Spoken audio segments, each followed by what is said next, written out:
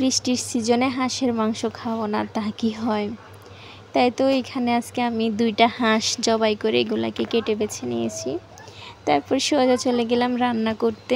রান্না করার জন্য এখানে পেঁয়াজ, কাঁচামরিচ, টমেটো তো আগে থেকেই কেটে নিয়েছিলাম। গ্যাস ছিল না, লাইনের গ্যাস ছিল না, সেই জন্য সিলিন্ডারেই বসাইলাম। প্রথমে তেল বসিয়ে সেখানে দিয়ে দিলাম কিছু পেঁয়াজ কুচি, কেটে রেখেছিলাম যেগুলো, ঠিক সেগুলোই দিয়ে দিলাম। 2টা হাঁসের জন্য এখানে আমি প্রায় 5টা মতো পেঁয়াজ দিয়েছি, মাঝারি সাইজের। তারপর এখানে দিয়ে দিলাম আমি এলাচ, দারচিনি এবং তেজপাতা, গরম মশলা। এরপরে দিয়ে দিলাম আমি আদা বাটা। এখানে আদা বাটা দিয়ে দিয়েছি পরিমাণ মতো।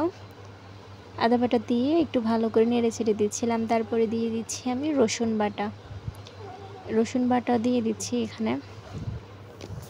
তারপর ভালো করে মশলাগুলোকে আমি কষিয়ে নিব। মশলা যত ভালো করে ভাজা হবে মাংসের টেস্টও ঠিক ততটাই ভালো আসবে।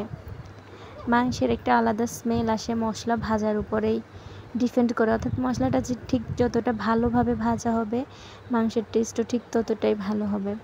তারপর এখানে দিয়ে দিচ্ছি আমি কিছু টমেটো কুচি। টমেটো দেওয়ার পর এখানে দিয়ে দিলাম কাঁচামরিচগুলো আমি গোটাই দিয়ে দিয়েছি, এখানে মাঝখান থেকে কোনো রকম ফালি করি নাই। তারপর আমি আবার ভালো করে নেড়ে চেড়ে দিচ্ছিলাম।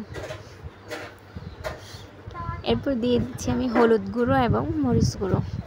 হলুদ মরিচ প্রয়োজন অর্থাৎ পরিমাণ মতো দিয়ে দিচ্ছি। এরপর দিয়ে দিচ্ছি আমি গরম মশলা। অবশ্যই আমি এখানে আমাদের ঘরে তৈরি করা মশলাটা দিচ্ছি, আপনারা চাইলে এখানে রাঁধুনি মশলা দিতে পারেন। তারপর একটু পানি দিয়ে দিচ্ছি, পানি দিয়ে মশলাটাকে ভালোভাবে নেড়ে ছেড়ে একটা ঢাকনার সাহায্যে ঢেকে দিব।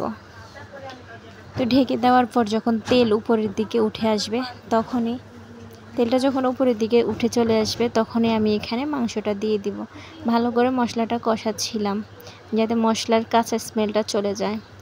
তো তারপর আমি এখানে মাংসটা দিয়ে দিব। দেখুন তেলটা খুব সুন্দরভাবে উপরে চলে আসছে। এখন আমি এই তেলটা যখন উপরে চলে আসছে ঠিক তখনই আমি এখানে মাংসগুলো দিয়ে দিব। আগে থেকে ধুয়ে রাখা মাংসগুলো আমি এখন এই মশলার ভিতরে দিয়ে দিব। খুব ভালো করে হাঁসটাকে আমি কেটে বেছে নিয়েছিলাম যাতে কোনো প্রকার পাখনা না থাকে। পাখনাগুলোকে আমি যেদিক দিয়ে পাখনা বেশি ছিল ওই দিক থেকে আমি পাখনাগুলোকে ফেলে দিয়েছিলাম, অর্থাৎ চামড়া সহ ফেলে দিয়েছিলাম। তো তারপর ভালো করে মশলার সাথে মাংসটাকে আমি কষিয়ে নিচ্ছিলাম।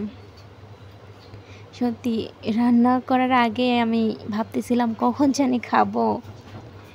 হাঁসের মাংসটা আমার কাছে অনেক ভালো লাগে। আর যদি হয় বৃষ্টির দিন, আপনারা চাইলে হাঁসের মাংসটা খিচুড়ি অথবা এমনিতে ভাতের সাথেও খেতে পারেন অথবা রুটির সাথে খেতে পারেন।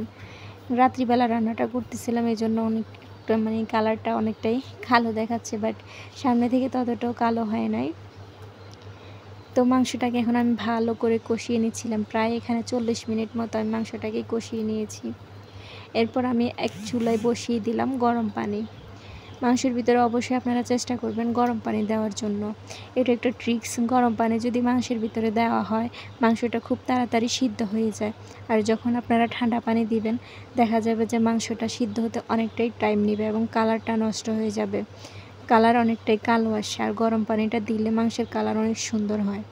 তারপর আমি আবারও ঢেকে প্রায় আধা ঘন্টা মতো রান্না করতেছি। আধা ঘন্টা পর দেখবেন আমার মাংসের কালারটা ঠিক কতটা সুন্দর হয়। আমি আবারও নেড়ে ছেড়ে দিচ্ছিলাম আর টেস্ট দেখতেছিলাম সব কিছু ঠিক আছে কিনা। তো ফাইনালি আমার মাংস রান্না শেষ। দেখুন ফাইনালি কতটা লোভনীয় হয়েছে মাংসটা।